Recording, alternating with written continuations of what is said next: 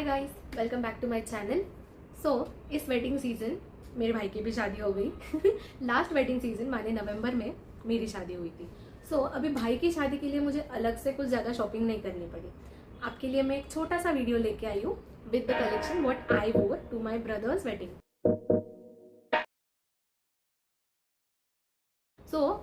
मैंने yellow colour की ये साड़ी पहनी थी मेरे भाई की हल्दी में। You could look at this, ऐसे मोर का बहुत अच्छा डिज़ाइन इस पे आया हुआ है। इस लुक को बनाने के लिए मैंने पहना था एक शॉप्सी यानी फ्लिपकार्ट से मंगाया हुआ एक बहुत अच्छा नेकलेस था, which I have it here with me. So ऐसे उस पर लोटस वाला डिज़ाइन था। So this lotus necklace I had won and along with that it was paired with my this silver mangalsutra. You could see it's from Silver Style, which is by PNG. Then it was fairly a very beautiful sari and a very simple look, इसीलिए मैंने उसके लिए simple curls करके पीछे बस थोड़ा सा दो एक्सेसरीज टक कर दिया था, and it was just a simple open hair look. Next we move on to my very very beautiful and very favourite sari. ये साड़ी मैंने अपने खुद की शादी में भी पहनी थी फॉर सीमंत पूजन. So it is a Banarasi sari. Look at the print, it's such a beautiful work and this saree looks amazing, absolutely amazing. If you are an upcoming bride or newly married, you have to go to functions outside, I think आप अगर जाओगे shops में तो आपने एक बनारसी साड़ी आपके wardrobe में होना बहुत ज़रूरी है. लाइक आप देख सकते हो इसमें शेड चेंज होता है. So whenever you wear this sari, from whatever angle the light comes, it shimmers and it looks so beautiful. This saree I had paired with a very double layered necklace from Flipkart again. I would put on the links in the description box. So उसका base जो था, if you could see this, ये base necklace का line था. Then उसके ऊपर as a चोकर पहन सकते हो या थोड़ा सा लो नेक भी. सो इस टाइप का वो डिज़ाइन है, यू कुड सी. उसके साथ सेम टाइप के उसके इयररिंग्स हैं. This was my thought behind the sari. Again, for this what I had done was I had very little time to get ready. So what I had did was the curled pin-ups I had done, उसको ही नीचे से लो बन बना लिया और वो लो बन मैं और उस पर नीचे से गजरा लगा दिया. That's what completed my look there. I did not invest much of the time for that. But the looks मैं डाल दूँगी यहाँ पे. In the evening, the reception, I had worn this beautiful work वाला sari which is lavender and this is my favorite color to be honest. और इसके ऊपर का जो वर्क है, जो I will just show it to you. So इतना इसे प्रिंटेड वर्क है, इट्स नॉट हैंडमेड और समथिंग, बट इतने ब्यूटिफुल टेक्सचर के साथ ये साड़ी आती है. वो भी मैं फोटो डाल दूँगी. It gives a very elegant and very beautiful look to you. With that I had paired this beautiful necklace and similar paired earrings with that. This is earrings hai. This was the complete things whatever I had worn at my brother's wedding. अब बात हमारे topic पे आ जाते हैं हम कि हम जब अपने रिलेटिव्स के या फिर अपने भाई बहन किसी की शादी में जाते हैं when you're newly married. So what I experienced was like everyone looks at you, how you are dressed, how you look, how you behave, how you be around everyone. जब तक आपकी शादी नहीं हुई होती है, it's a very different thing. Whatever you wear, however you dress, it's like कि नहीं ये तो बहुत कैजुअली ड्रेस करती है, अच्छी लगती है. दिस इज लाइक बेसिक, इतना कुछ कोई फोकस नहीं करता and we do not pay attention to much things there. But when you are married, I experience this it at a very personal and a very beautiful level कि जितने भी relatives थे आए हुए शादी में, मामा मासी, मासी के ससुराल वाले भी थे कुछ, यू आर लुक्ड एट कि लाइक क्या कर रही हो, कैसी हो, सब ठीक ठाक तो है, सब क्या कुशल मंगल तो चल रहा है. So what I understand through this is कि आप जैसे जैसे अपग्रेड करते हो वैसे वैसे लाइफ में आपको जो चीज़ें आप एसोसिएट करते हो आपको उसी के बारे में पूछा जाता है. कि फॉर एग्जाम्पल शादी से पहले I was asked about my career कि क्या कर रही हो, कैसे चल रहा है, ये हुआ क्या, वो हुआ क्या, you have been through this much time into your degree, how much time will it take to complete.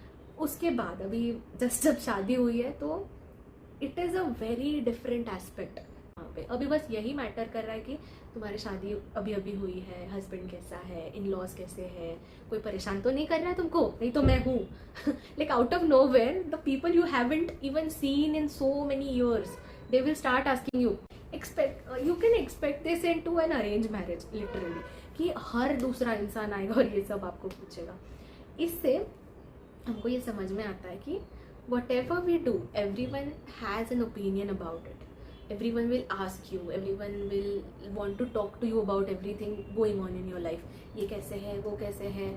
But what I would say to you is कि I as a person, I am a very open-minded person कि या फिर frank बोल लो, bold कह लो, however, I am that kind of person.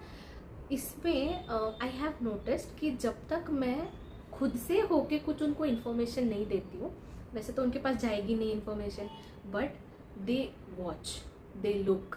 आपका Instagram चालू है, आपका यूट्यूब चालू है, आपका सोशल मीडिया पे और कितने सारे हमारे है, ट्विटर है, wherever you post people look on to you कि आप क्या कर रहे हो लाइफ में। उनको पता होता है कि आप बाहर गए थे, आप घूम रहे थे, उसका सबका ध्यान रहता है। सो in the era of social media, it is you who have to understand कि आपको क्या दुनिया को दिखाना है, क्या दुनिया को नहीं दिखाना है। There are hard times, okay, there will be hard times, there will be ऐसे होता है ना कि टशन देते हैं हम, कभी कभी होता है कि इसने मुझे ऐसे बोला तो आज मैं ऐसे करके रिप्लाई करूँगी।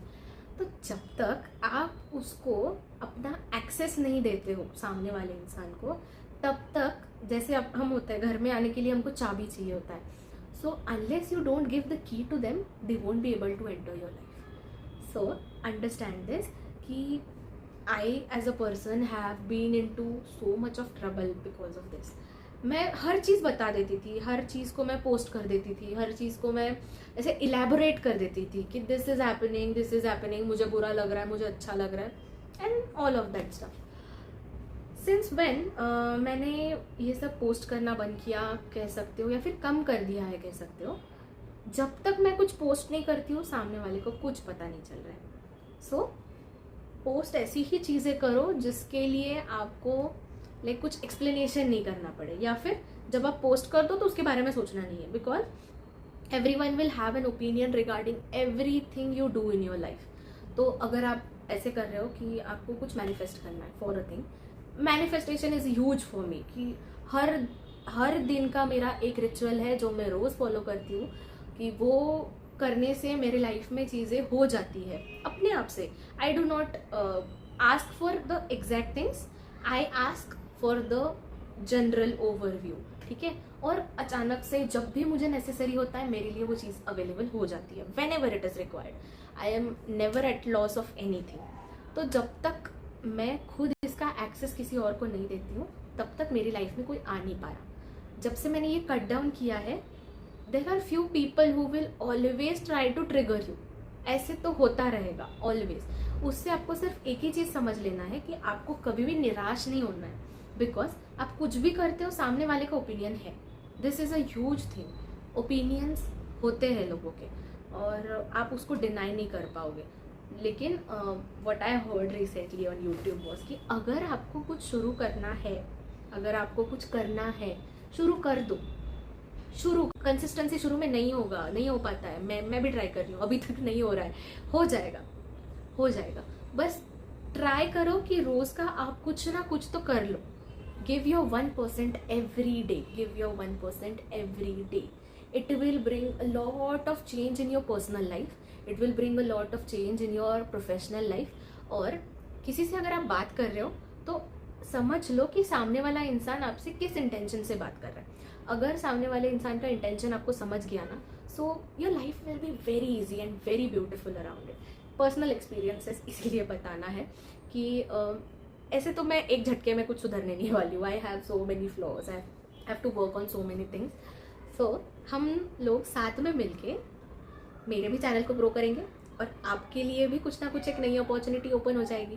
सो let's meet in to next video, जो कि अगले थर्सडे आ जाएगा। Until then, bye bye.